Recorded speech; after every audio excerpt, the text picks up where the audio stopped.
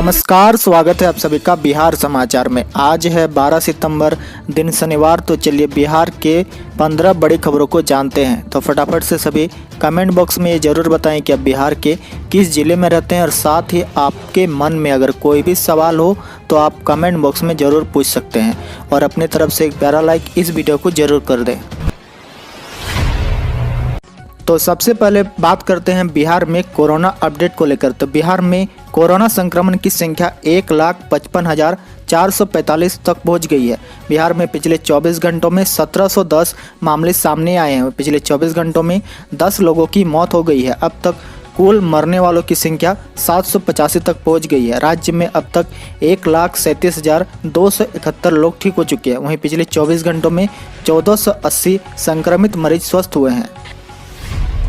अभिनेता सुशांत सिंह राजपूत की मौत से संबंधित ड्रग्स के एक मामले के सिलसिले में गिरफ्तार रिया चक्रवर्ती और उनके भाई चक्रवर्ती की जमानत याचिका विशेष अदालत ने खारिज कर दी है। मुंबई की विशेष अदालत ने शोभिक चक्रवर्ती, रिया चक्रवर्ती के साथ अब्दुल बासित, जैद विलात्रा, दीपेश सावंत और सैमुअल मिरांडा की जमानत याचिका भी खारिज कर दिया है। चारा घोटाला मामले में सजा काट रहे राजद सुप्रीमो की जमानत याचिका पर सुनवाई कल टल गई। मामले की अगली सुनवाई 9 अक्टूबर को होगी। जस्टिस अपरेश कुमार सिंह की अदालत में सुनवाई के लिए जमानत याचिका सूचीबद्ध की गई थी। अदालत ने जमानत पर फैसला 9 अक्टूबर तक के लिए टाल दिया गया है। झारखंड हाईकोर्ट में अब 9 अक्टूबर को लालू प्रसाद के मामले में सुनवाई होगी। आपको बता दें कि रिम्स में इलाजरत लालू प्रसाद करोड़ों के चारा घोटाला मामले में सजायाफ्ता है। चाईबासा कोषागार से अवैध निकासी मामले में आरोपी लालू प्रसाद की ओर से जमानत याचिका दायर की गई थी।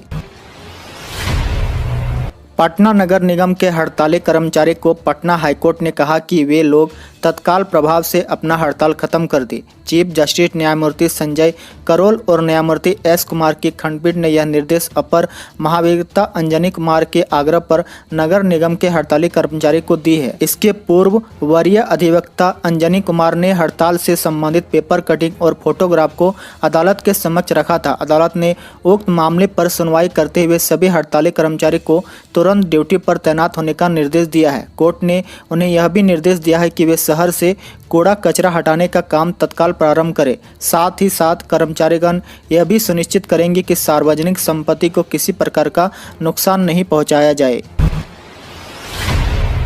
कांग्रेस के 2 विधायक ने पार्टी छोड़ी, जेडीयू का थामा दामन। आरजेडी और आरएलएसपी को भी झटका।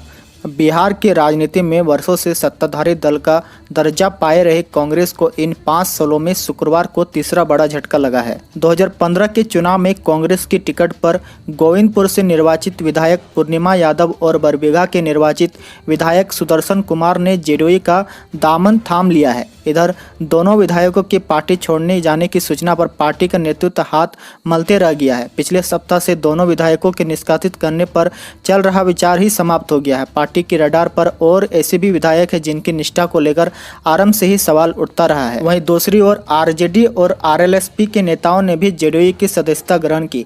पूर्व मंत्री भोला राय आरजेडी छोड़कर जेडीयू में शामिल हो गए हैं, जबकि आरएलएसपी के प्रवक्ता अभिषेक झा ने भी जेडीयू की सदस्यता ली। भूमिहीनों को जमीन और गरीबों को फ्लैट देंगे पप्पू यादव, राज्य में लाएंगे रोजगार के अवसर। जन अधिकार पार्टी के राष्ट्रीय अध्यक्ष पप्पू यादव ने कल प्रेस वार्ता का आयोजन किया, जिसमें उन्होंने नीति निशाना साधा। उन्होंने कहा कि अगर हम सत्ता में आए तो भूमिहीनों को जमीन देंगे, इसमें गरीबों को 1 BHK का फ्लैट और कानून का राज स्थापित कर महिलाओं के लिए सुरक्षा सुनिश्चित करेंगे। राज्य में जितने भी बांध टूटे हैं उन सब की जांच 2 महीने के अंदर करवाएंगे और भ्रष्टाचार से संलग्नित सभी नेताओं और अधिकारियों के खिलाफ कार्रवाई करेंगे। साथ ही मनरेगा और जल जीवन हरियाली में हो रहे भ्रष्टाचार की भी जांच करवाएंगे। जीएनएम स्टूडेंट यूनियन ने शुक्रवार को राजधानी पटना में बिहार के स्वास्थ्य मंत्री मंगल पांडे के आवास के बाहर प्रदर्शन करते हुए नारेबाजी की। प्रदर्शनकारियों का कहना है कि हम चाहते हैं कि हमारे अंतिम वर्ष की परीक्षाएं और परिणाम समय पर आयोजित और घोषित किए जाए ताकि हम इस वर्ष आगामी 4000 रिक्तियों पर आवेदन कर सके। स्वास्थ्य मंत्री मंगल पांडे के आवास के बाहर प्रदर्शन करते हुए जेएनएम प्रदर्शनकारियों ने कहा कि यदि सरकार उनकी मांगों पर जल्द से जल्द विचार नहीं करती है तो हम लोग उग्र आंदोलन करने के बाध्य हो जाएंगे और चुनाव में सरकार को सबक सिखाएंगे। महाराष्ट्र के मुख्यमंत्री उद्धव ठाकरे और संजय राउत के खिलाफ मुजफ्फरपुर कोर्ट में परिवाद दायर, 17 को होगी सुनवाई। कंगना रनौत मामले में महाराष्ट्र के मुख्यमंत्री उद्धव ठाकरे और संजय राउत के खिलाफ बिहार के मुजफ्फरपुर कोर्ट में परिवाद दायर किया गया है। 17 सितंबर को सीजेएम कोर्ट में इस मामले में सुनवाई होगी। इसमें कोर्ट यह करेगा कि उद्धव और राउत के खिलाफ केस चलेगा या नहीं। मुजफ्फरपुर के पक्की सराय चौक निवासी सामाजिक कार्यकर्ता एम राजू ने यह परिवाद दायर किया है। राजू ने ठाकरे और राउत पर कंगना के खिलाफ गलत कमेंट और गाली गलौज करने का आरोप लगाया है। दोनों पर कंगना को हत्या की धमकी देने का आरोप है।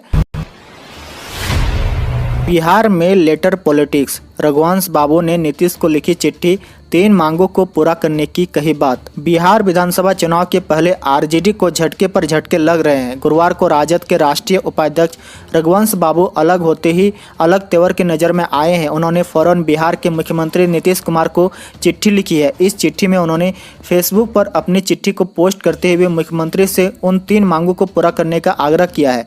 रघुवंश प्रसाद ने जो चिट्ठी लिखी है उनमें पहली मांग गणतंत्र भूमि वैशाली में झंडोत्तोलन करने और भगवान बुद्ध के भिक्षा पात्र को काबुल से मंगवाने की है। इसके साथ ही मनरेगा कानून में आम किसानों की जमीन में काम करने का संशोधन अध्यादेश लाने की मांग भी रघुवंश प्रसाद ने की है। पटना पहुंचे जेपी नड्डा, आज नीतीश से होगी मुलाकात, सीट शेयरिंग पर फाइनल डील संभव। भाजपा के राष्ट्रीय अध्यक्ष जेपी नड्डा बिहार के 2 दिवसीय दौरे पर शुक्रवार की शाम को पटना पहुंचे। पटना पहुंचने पर पार्टी नेताओं और कार्यकर्ताओं ने राष्ट्रीय अध्यक्ष का स्वागत किया। जेपी नड्डा के मुख्यमंत्री नीतीश कुमार से मुलाकात करने की संभावना जताई जा रही है। यह मुलाकात सीट शेयरिंग पर फाइनल होने वाली है। इसके बाद वो मुजफ्फरपुर में किसान चाची से मिलने के लिए उनके गांव इब्राहिमपुर जाएंगे। वहीं लीची उत्पादक और महिला किसानों की बैठक को भी संबोधित करेंगे। 4 वर्षीय इंटीग्रेटेड बीएड कोर्स में एडमिशन के लिए 4 अक्टूबर को संयुक्त प्रवेश परीक्षा होगी। इसके लिए 3 जिलों में परीक्षा केंद्र बनाया गया है। मुजफ्फरपुर, दरभंगा व पटना में परीक्षा होगी। यह संयुक्त प्रवेश परीक्षा ललित नारायण मिथिला विश्वविद्यालय दरभंगा की ओर से आयोजित की जा रही है। शुक्रवार को परीक्षा के आयोजन को लेकर तमाम विवि के नोडल अफसरों की बैठक मिथिला विश्वविद्यालय में हुई। कॉलेजों में छात्राओं के साथ छेड़खानी को रोकने के लिए 2 तरह के सेल बनेंगे। छात्राओं या कॉलेज कर्मियों के साथ किसी तरह की घटना होती है तो वो इस पर निगरानी रखने का काम भी करेंगे। विश्वविद्यालय अनुदान आयोग की ओर से BRA बिहार विश्वविद्यालय सहित अन्य विश्वविद्यालय को पत्र भेजकर इसका अनुपालन करने को कहा गया है। साथ ही UGC के सक्षम पोर्टल पर इस सेल की पूरी जानकारी 15 सितंबर तक अपलोड करनी है। छेड़खानी आदि को लेकर कॉलेज व विश्वविद्यालय में इंटरनल कंप्लेन कमेटी व स्पेशल सेल का गठन करना है। इस कमेटी व सेल में छात्राएं अपनी शिकायत कर सकती है। नागरिक सेवा समिति ने प्रधानमंत्री को पत्र लिखकर भागलपुर से चलने वाली सभी एक्सप्रेस ट्रेनों को फिर से चालू कराने की मांग की है। पत्र में अध्यक्ष रिजवान खान ने लिखा है कि 22 मार्च से भागलपुर से चलने वाली सारी ट्रेनें बंद है, इसलिए Bhagalpur Howrah Kavi express, Bhagalpur Lokmanya Tilak express, Bhagalpur Jammu Tawi express, Bhagalpur Ajmer express आदि जल्दी चलवाया जाए। सितंबर से चलने वाली नई स्पेशल ट्रेनों के लिए बुकिंग गुरुवार से शुरू हो गई। पटना जंक्शन पर सुबह से टिकट काउंटर खुलने से पहले ही यात्रियों की भारी भीड़ जमा हो गई। जैसे ही काउंटर खुले AC 3 व स्लीपर क्लास के सभी टिकट 5 मिनट के अंदर बुक हो गए। बाद में जब तत्काल के काउंटर खुले तो मुश्किल से 4-5 लोगों को टिकट मिल पाया। अब में नई दिल्ली और आनंद विहार जाने वाली ट्रेनों के टिकट के लिए यात्रियों में होड़ लगी थी। आपको बता दें कि 28 सितंबर तक दिल्ली जाने वाले किसी ट्रेन में कंफर्म टिकट उपलब्ध नहीं है। 3.5 लाख शिक्षकों का कटेगा PF। 30 तक मिलेगा अकाउंट नंबर। राज्य के 3.5 लाख पंचायत और निकाय शिक्षकों के साथ ही पुस्तकालय अध्यक्ष का यूनिवर्सल खाता नंबर का 30 सितंबर तक पीएफ का यूनिवर्सल खाता नंबर मिल जाएगा। यूनिवर्सल खाता नंबर के लिए शिक्षकों का आंकड़ा आदि पीएफ अधिकारी को 20 सितंबर तक देने के लिए जिले को निर्देश दिया गया है। इस मामले में शिक्षा विभाग के अपर सचिव सह माध्यमिक शिक्षा निदेशक गरिवल दयाल सिंह ने सभी डीओ को पत्र भेजा है। इसी के साथ ही आज के समाचार में इतना ही। डेली बिहार की बड़ी खबरों को जानने के लिए आप बिहारी मीडिया को जरूर सब्सक्राइब करें।